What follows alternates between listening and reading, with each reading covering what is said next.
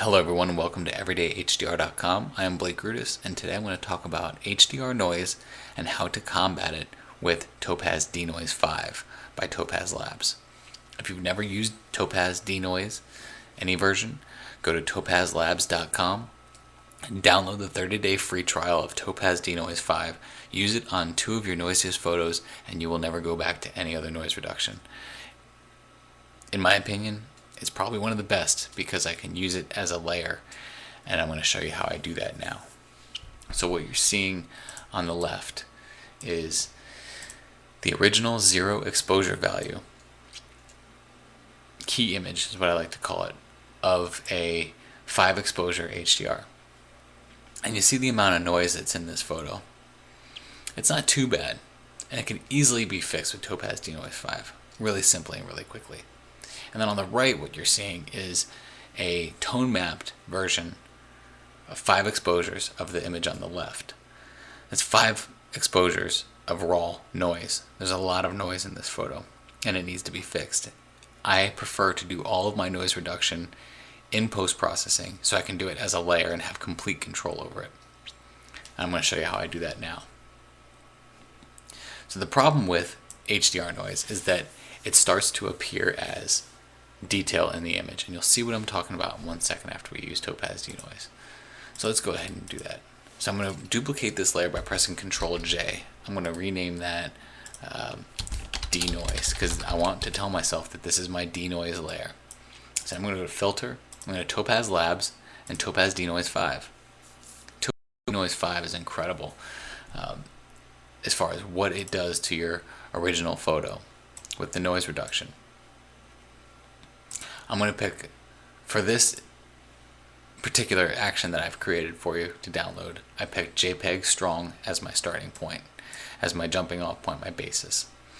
I'm not going to go too far into all these sliders and what all this stuff means because Topaz Labs has put a great user's guide together that really follows you through every one of these sliders, tells you what scenario to use, and even gives you projects, I guess, like project ideas as to why you would use a certain setting on a certain environment.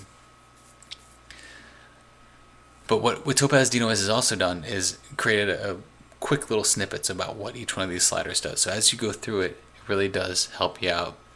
Forget one of these sliders are and you don't want to go to the user's guide. It's got a quick snapshot right there. So what I did was I used JPEG Strong as my base.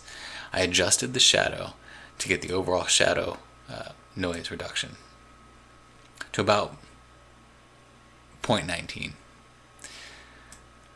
I reduced the adjust highlight a little bit because it's starting to clean this area up right here a little bit more on this pillar, and that's the HDR noise that I'm trying to combat. I then went down to this reduce blur and I reduced the blur to 0. And the reason why I did that is because if you look over here and we adjust this reduce blur, it's almost like an Unsharp mask, and we're going to do an Unsharp mask later. So I'm going to reduce that down to 0 because I don't really want any sharpening happening here, but that's pretty much going to be your sharpen on top of your noise reduction that you're going to do right here in Topaz. And I actually added a little bit of grain to it too, so that it didn't look like a blurred noise reduction. And then I pressed OK, and that's essentially what this one is right here, this Blake Smooth Noise HDR. That's essentially my the preset that I've created for you. So after you download the .zip file from the website, everydayhdr.com, and you go to import, and you import that .tpp file, it's called Blake Smooth Noise HDR. Press OK, and it's going to do the noise reduction. Now I've done the noise reduction on a separate layer, and that's important because if I did too much noise reduction, I don't have to open up Topaz DeNoise again. I can just lower the opacity on that denoised file. I'll show you what I'm talking about once this is done.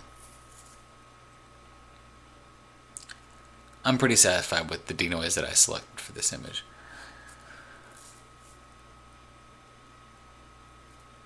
And we're done. Another thing about Topaz DeNoise is for what it's doing, for the amount of noise reduction that it's doing, it's actually doing a very great job of it. But because I have my noise reduction on a layer right now, I have complete control over it. I can mask certain areas out that I didn't necessarily want noise reduced, and I can also lower the opacity of it if it's too much. So you have complete control over your noise reduced layer. Now what we need to do, because we did some noise reduction, we also need to do a sharpen. But what I want to talk about before we sharpen is this HDR noise, that even with a program as stellar as Topaz DeNoise 5, you are still going to have this compounded noise that has started to appear to look like detail. It's unavoidable. It's compounded noise that has begun to look like detail even to a stellar denoise program like Topaz DeNoise. But it's really easy to fix. So create a new layer and go to the blur tool. Make your mode normal and modify that to about 40% and have it sample all the layers.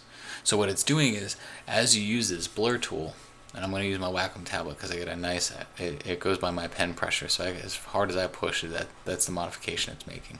I'm starting to blur that area. I don't want to push too hard or go 100% because it's going to make that look like blurred mush. I don't want that.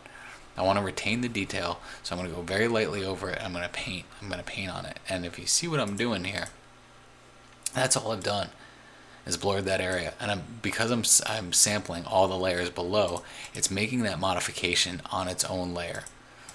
Therefore, it's non-destructive editing.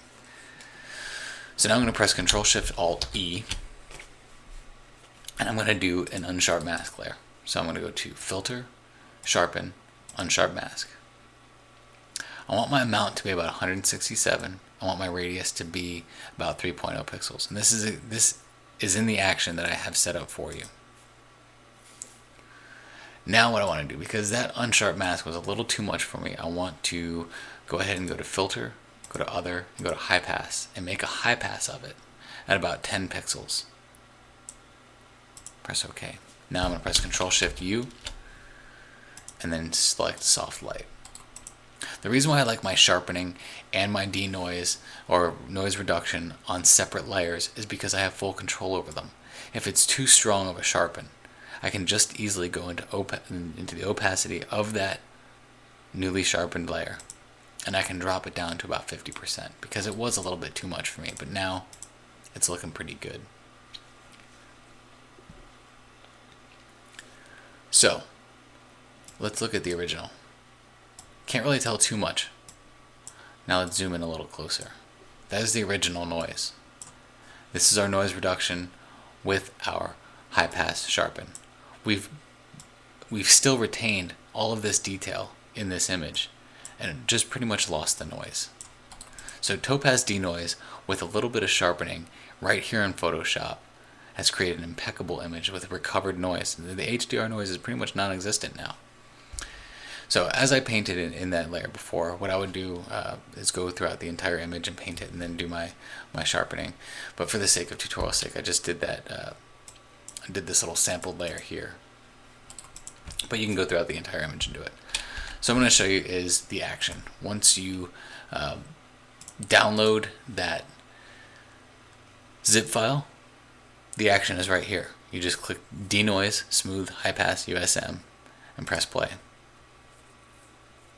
If you're wondering how to install an action, if you have that .atn file that you'll find in that zip file, just double click it and it will bring you right into Photoshop and it'll add it to your actions. And that's how you install the action. So now it's running through the process. If you press play on that, have both of these actions in that folder, it's going to do the denoise and then it's going to go right into your high pass sharpen and Unsharp mask layer. And it's going to do it all in separate layers so you're not losing anything. So I left it at a pretty high sharpen, but to give you the ability to change that to whatever opacity you want to. If you're still seeing this HD noise in here, don't worry about it. Just go ahead and create a new layer, go to your blur tool, and blur that out a little bit. Start going real slow over it at 40%, and you'll start to get rid of that HDR noise that's there.